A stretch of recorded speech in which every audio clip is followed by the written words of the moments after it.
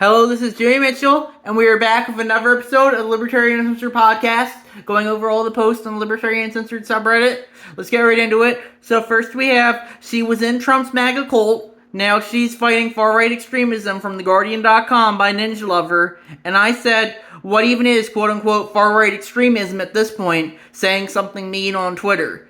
You know, I do think, so there have been instances of things that could be described as far-right extremism, like January 6th or Unite the Right. But with that being said, is essentially any dissent at all has been labeled as far-right extremism these days, and that's my fault on that issue. Then we have, Europeans seem to grasp the threat to U.S. democracy better than we do, from the WashingtonPost.com. By Fuck Tim Beck 6969, and I said, me normally, the US isn't really that great. Me when the Euro snobs come up, Yankee Doodle came to town riding on a pony, stuck a feather in his cap and called it macaroni. I'm not really the most patriotic person, but whenever a foreigner criticizes the US, their country's almost always even somehow even worse when it comes to stuff like free speech and free expression, and that's my fault on that issue. Then we have, billions in taxpayer dollars now go to religious schools via vouchers, from the WashingtonPost.com by Swamp Yankee Dan. And I think this is a good argument against just the notion of taxation. Some people might want their tax dollars to go to religious schools, and some people might want their tax dollars to go to LGBTQ plus community centers. But with that being said, ultimately, no one should be forced to spend money on something that they don't want to, and that essentially is what taxation is, because no one can directly determine where their tax dollars go to. And that's my fault on that issue. Then we have House votes to punish International Criminal Court from thehill.com, and that was from Ragnar OKXG, and I said, I don't personally care for the reason they're doing so. I think it's about Israel and all that, but the International Criminal Court is an unelected globalist body that should have no power, same with the WHO, UN, etc., etc. And it's not even some ancient institution either. It wasn't established until 1998 and didn't come effect until 2002. And those were both after when I was born. And yeah, so that's my thoughts on that issue. And then we have, Florida Supreme Court lets DeSantis veto voters, oust elected officials, most libertarian governor contest winner from FloridaToday.com by CH4 Locks.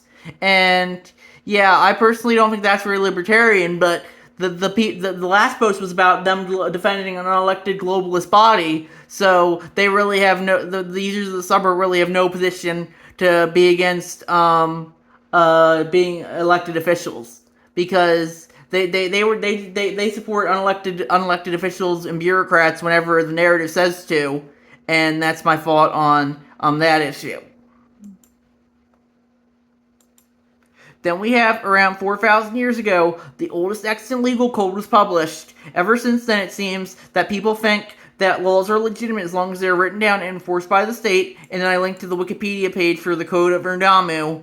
The Code of Hammurabi is a bit more famous, but since it's a bit better preserved and was discovered earlier. But with that being said, the Code of Erndamu does predate it. And I said, laws are a spook, as Max Stirner would say. They are just words that are written down. The only difference between Erndamu's code here and the modern law is simply the medium on which they were written. In reality, the enforcement of laws is what matters, and not really the laws themselves. And that's my thoughts on that issue.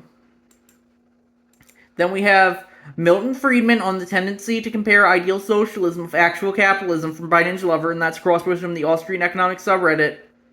And it's pages from a Friedman book, I guess. In the 1920s and the 1930s, intellectuals in the United States were overwhelmingly persuaded that capitalism was an effective system inhibiting economic well-being and thereby freedom, and that the hope for the future lay in a greater measure of deliberate control by political authorities over economic affairs. The conversion of the intellectuals was not achieved by the example of any actual collectivist society, though it undoubtedly was much hastened by the establishment of a communist society in Russia and the glowing hopes placed in it. The conversion of the intellectuals was achieved by a comparison between the existing state of affairs with all its injustices and defects in a hypothetical state of affairs as it might be, the actual was compared with the ideal.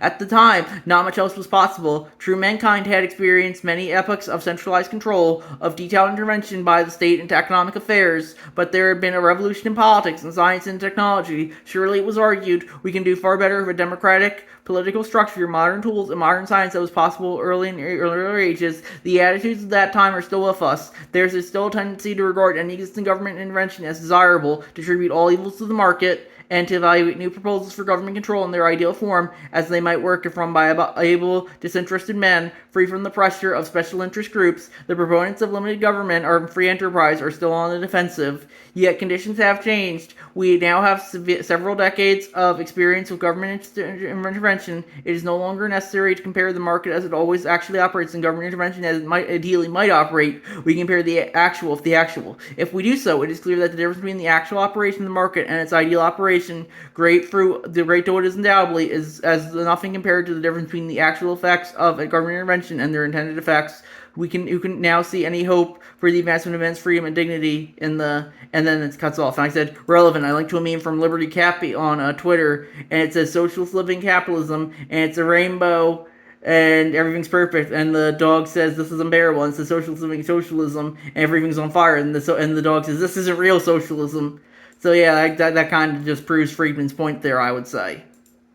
Then we have America 2024 from Noah Smith on Twitter, and that's him sharing a bunch of tweets about a guy who's a young boy whose lemonade stand was shut down by was robbed by criminals, and the comments include, "Welcome to the real world, you fucking piece of shit. Should have grabbed his stupid little hat also. Bourgeoisie status owned," and yeah. I said lemonade stands are fascist now. I guess to communists, anything capitalist at all is fascism. Pretty much anything except what they think is pretty much everything is fascism to them, I would say. And that's my thoughts on that issue. Then we have Samuel Alito rejects compromise, says one political party will win, from RollingStone.com by Ninja Lover. And yeah, I personally think you should try and compromise. That being said, it does look like we are compromising our rights away, and increasingly it does look like I would agree that one political party will win, and it does look like that's going to be the left currently. But I definitely do think the backlash to the left could result in the right winning as well, and that's my thoughts on that issue. Then we have, in a socialist revolution, would the bourgeoisie need to be killed for the new order to be established from Ninja Lover? And that's a crosspost from the Socialism 101 subreddit. And yeah, I like what Plasman 30 says here. It's actually the intelligentsia that needs to be killed. That's what the Soviets and the Maoists did. I have family that lived through the Soviet Revolution, and the first people that disappeared were not the rich, but university professors and politicians, authors, poets, and artists. And I said in response, the problem with that is the intelligentsia is arguably the most pro-socialist group in the U.S. currently. My academic advisor in college had a picture of Lenin on the wall of her office. And that's my thoughts on that issue. So, yeah, we'll have to see what happens there. I personally do think, most U.S. socialists and communists are just keyboard warriors, if anything. So I'm not too worried about them. But I definitely do worry if they ever get into positions of power.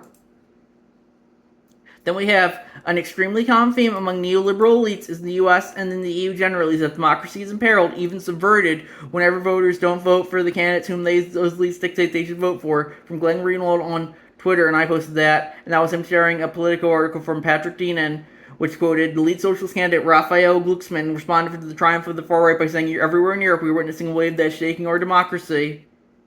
And I said, when they say our democracy, what they really mean is our hegemony, and that's, I think, a Michael Malice quote. And another good one from Greenwald, it was about how AOC is afraid that Trump might put her in jail.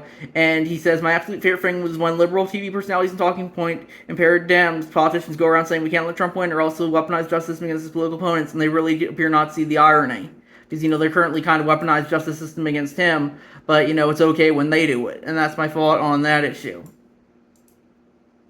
Then we have, is the pride flag the new cross? And I posted that, and I said, every generation is going to have its sacred symbols, but I don't think that anything else in this generation compares to the pride flag. Not the old rainbow pride flag, mind you, that's probably seen as fascism by this point, but the new with the trans and black triangles and whatever else they feel like putting on it. It's flown in front of government buildings. I linked to a tweet of the from Libs of TikTok of it flying in front of the Department of Education.